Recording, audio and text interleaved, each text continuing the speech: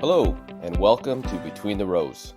I'm Robert Arnason of The Western Producer, your host for this week's show. Today, we're taking a deep dive into an emerging market for canola growers in Canada, renewable diesel. For years, a small portion of Canada's canola crop has been used to make biodiesel.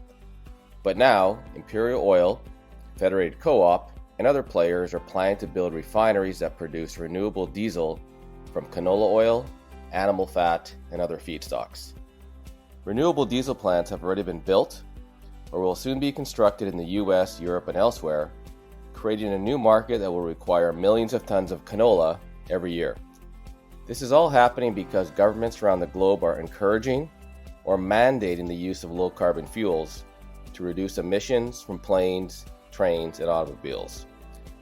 We will get to renewable diesel in a minute, but first, a word from our sponsor. Part of being a farmer is being an accountant, and a mechanic, and a chemist. You have lots on the go. So FarmLink makes your grain marketing go further. We help you reach your financial goals with calculated sales decisions. No bias, just solutions and results. Plus, with our new app GrainFox, we bring every opportunity right to your fingertips. Literally. Start seeing the returns that'll get your family ahead. You've earned it. FarmLink. Your work is worth more. Get started at farmlinksolutions.ca.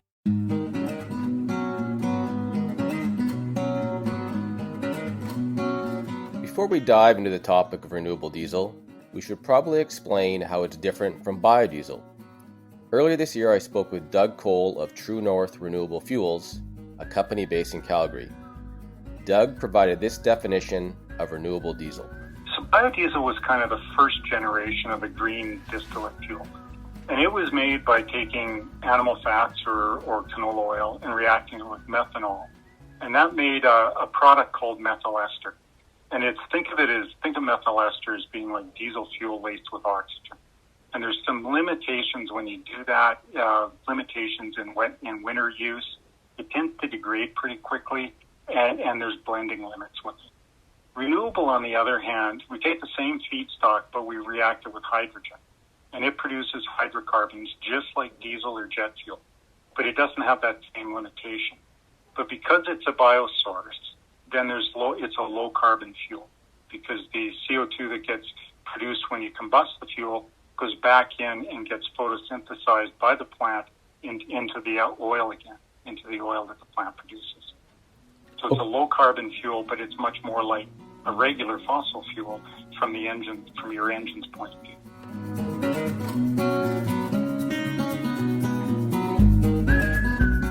As Doug mentioned, renewable diesel is known as a drop-in fuel, meaning it could completely replace conventional diesel that is burned in trucks, tractors, trains, and combines. That replacement isn't going to happen overnight, but renewable diesel could soon become a sizable portion of the fuel market, says Ian Thomson, the president of Advanced Biofuels Canada. Can you sort of give me a sense of how much diesel fuel is used in Canada, and perhaps looking ahead, where renewable diesel could fit into that? Could it be like 10% of the market? Could it be 15% or 20%? Like, what's possible here? Yeah, so in Canada, we use about 28 billion litres a year of blended diesel. The Western provinces tend to be more heavy diesel because of our agriculture and extraction industries than we are in Central and Eastern Canada. And of that, we're using about 385 million litres a year of renewable diesel and 329 million litres a year of biodiesel. And I'm getting those figures from the Biofuels in Canada report that exists on our website. Navius Research in Vancouver does that every year, and it's a comprehensive database. And we also just put up on our website, which is advancedbiofuels.ca, a new section of the site called the Canadian Transportation Fuels Dashboard, and that is a great one-stop spot where anybody can go and look at exactly that kind of question. So we use 28 billion liters. What's a realistic goal for renewable diesel? Well, we can look at in other places, but we can also look to what Environment Canada is. I don't want to be careful not projecting, but they're suggesting this part of a compliance scenario for the clean fuel standard is that by 2030 we would have about 11% blending in the clean fuel standard, and that would be across the country. That's about 3 to 4 billion liters, and that's very realistic.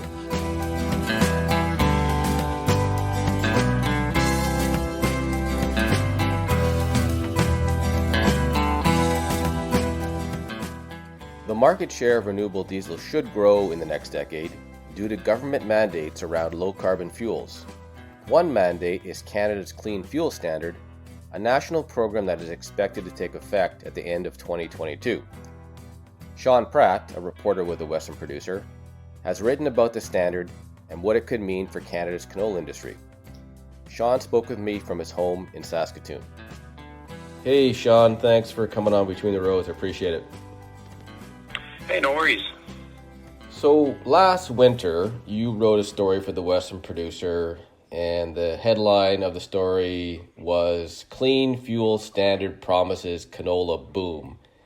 So obviously I take that to mean that this new fuel standard that's supposed to come online, I think at the end of 2022, really could boost demand for canola. Like, what did you hear in the story from some of the experts? How big a demand increase are we talking about? Well, it's substantial. The government modeling under that clean fuel standard shows that that the amount of biofuel content in diesel could increase to 11% by 2030. So that's up from today's levels of 2% for national mandate. So that's a massive increase. And in fact, the Canola Council of Canada has said that it could represent a market the size of Japan for Canadian canola growers. And Japan has traditionally been one of our largest markets for canola. Okay. So you hear those kind of comments and those kind of numbers, and it's this is a substantial potential new market. Okay, so the number I'm seeing here in your story is something like possibly maybe like 2 million new tons of demand every year. I mean, that's about 10% of all the canola we normally produce. That's huge. It is, and it's a backyard market, which a lot of people in the canola industry would appreciate, given all the problems we've had in foreign markets like China, where China basically shut all canola exports from Richardson and Viterra, shut those down, and due to political spat between the countries. So that shows how vulnerable you are when you're relying on export markets. So there is a lot of keen interest, I guess, in developing a domestic market for canola, especially one that would be this robust. Okay. So let's just shift away from Canada and then down to the U.S. for a second. So obviously there are big plans down there to build out renewable diesel capacity, or I guess maybe shift over some traditional petroleum refineries to canola or soybean oil or whatever it might be and use that as feedstocks. I'm looking at a chart here that you provided to me looking at projections, and the numbers are quite staggering and basically just like a huge increase over the next 4 or 5 years. Can you just talk about some of the numbers or projections down in the U.S.? Yeah, this is a chart that's been trotted out by Seth Meyer, who is the chief economist of the U.S. Department of Agriculture. And they're showing that when you combine sort of existing capacity with capacity that's currently under construction, and then layer on top of that some further proposed or announced plants, they're talking about 5 billion gallons per year of U.S. renewable diesel production capacity by 2024. So that's not that far away, 3 years down the road. 2021, that number, that total is about 1 billion gallons per year. So, they're quintupling the production capacity over the next 3 years.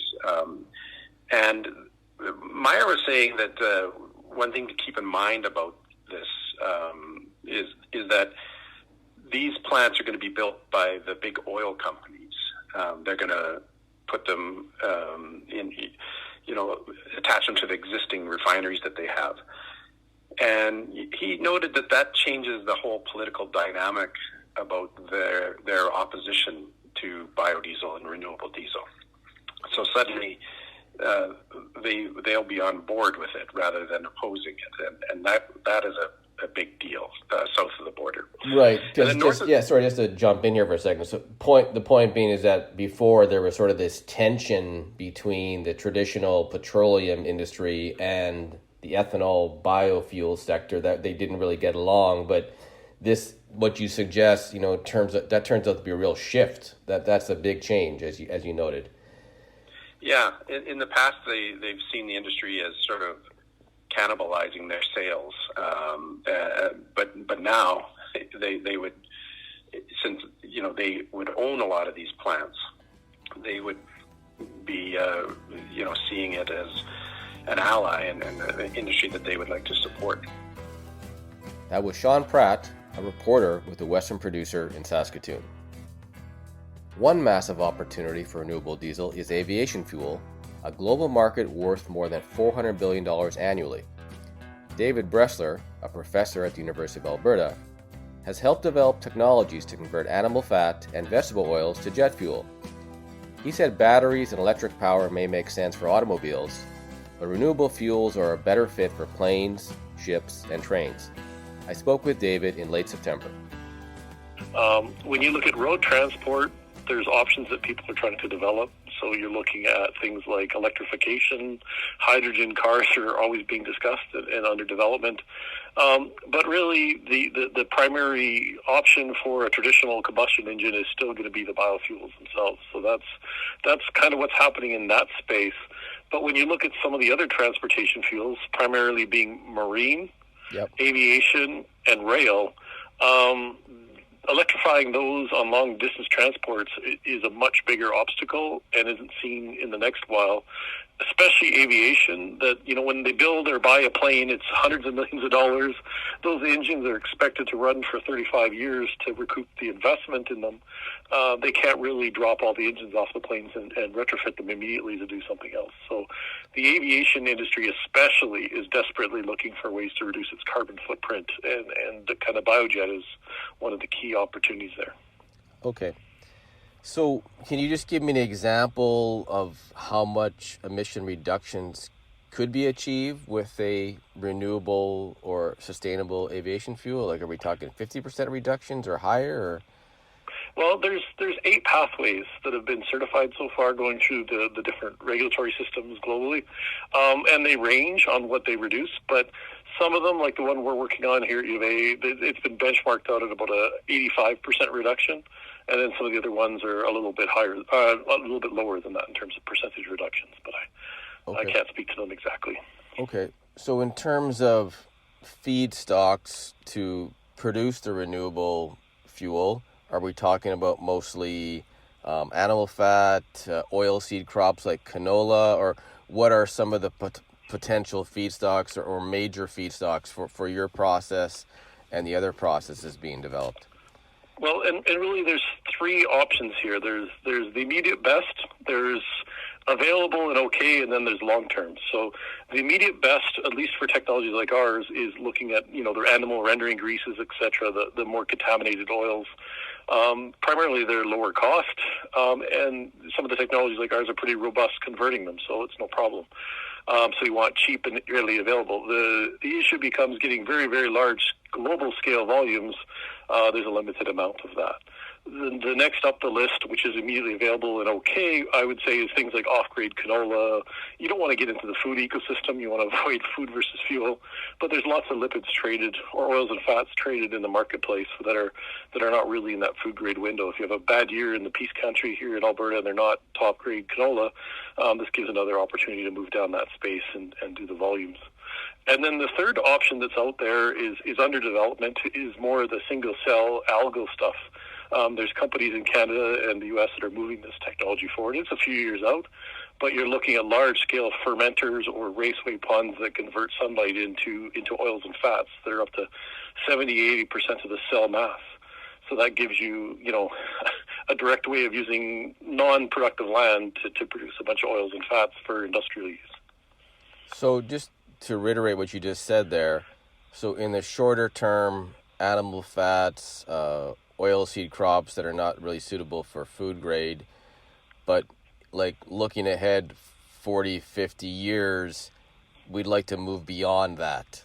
That would be the goal. Hopefully it's more like 10 years. 10 years. Oh, okay. Yeah, like they're scaled right now. They're just trying to reduce the operational costs. There's some strains out there right now that are commercial, but primarily right now they're being used to make omega-3 for the nutritional supplement space, so that's a certain volume. But as they get the cost of production down, it opens up these kind of avenues for application. Okay, so what goes through my mind then is that if I'm a farmer in Western Canada growing canola, looking ahead 25 years, the aviation fuel space or renewable aviation fuel space, they may not be a massive market for me as a grower if the technology moves forward. Now we're speculating for sure in a big way. My personal belief is that I don't think the jet fuel application is going to ever compete with canola 1 going into the food place for price. So the canola market going into food is very well established and valuable. I think the off-grade canola, though, is still probably, at least from estimates, is still going to be cost-effectively competitive with what they're talking about in the single-cell algae world. So I would just view it as a long-term potential hedge market, if that makes any sense. Okay. So just shifting our conversation to the U.S. for a second. So I'm sure you know this, that the Biden administration has set a goal of 100% renewable aviation fuels by 2050. I mean, that's not that far away. What goes through your mind when you hear something like that? Do you think that's reasonable or feasible? Well, governments the size of the U.S. can make anything reality if they're willing to put unlimited resources behind it. To me, it's an ambitious goal. It's not impossible, but it would take a long-term dedication through multiple administrations and a consistency of path. I don't think history has shown that any government in a democracy has that kind of linear consistency to a path. So technologically, economically, it's probably feasible. Politically, I wouldn't bet one way or the other the way the U.S. politics works. Fair enough. But from a technological standpoint, if we're willing to dedicate the resources and time, it is something that's achievable. We could get away from fossil fuels when it comes to aviation. I think so. I think there's several technologies competing into that space, and in 50 years, you're opening up some of the window time frame for some of the other technologies I mentioned earlier. Electrification will be somewhere in a different place by then. And who knows what power sources we'll have in 40 years, I wouldn't want to bet. This last one here, so obviously you and others are working on technologies when it comes to renewable aviation fuel in Canada. How is Canada positioned, globally when it comes to like cutting edge technology? Like, could we become a major refiner or producer of aviation fuel, say 5, 10, 15 years from now? How are we looking in terms of our technological advantage? Well, the way you've asked the question, there's basically two questions wrapped in there, I think. The first question is, our technological capabilities, our universities. On one hand, we're 1/10, at least the size of the U.S. in terms of the infrastructure. But that being said, we have technologies that are emerging, getting tens of millions of dollars of investment, and really holding our own more than what you'd expect in that space. So technologically, I think our ecosystem supported it very well. In terms of the industry, I think we're in a wonderful place. The U.S., like we said, is 10 times more people, 10 times more market. But in terms of the ability to produce bio-based feedstocks, Alberta's a big country with a lot of agricultural and forestry production capacity. And so as the world starts developing these technologies, I spent the last 20 years working at the interface between ag, forestry, and what we would call bioindustrial, which is how do we convert these things to valuable chemicals, fuels, and materials. Canada will always have a role. The question will be, if we're not wise, we may end up as hewers of wood and drawers of water, and we're just really good at exporting raw commodity. If we capture the opportunity, we can get more of the value-added upgrading of our feedstocks so that we're selling more middle or final products to the global marketplace.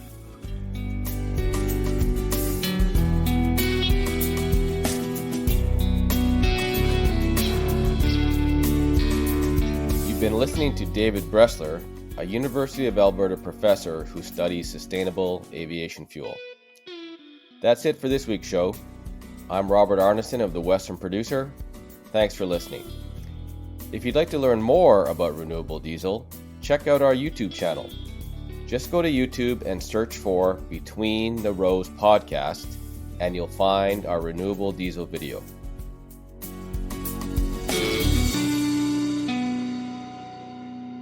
Part of being a farmer is being an accountant, and a mechanic, and a chemist.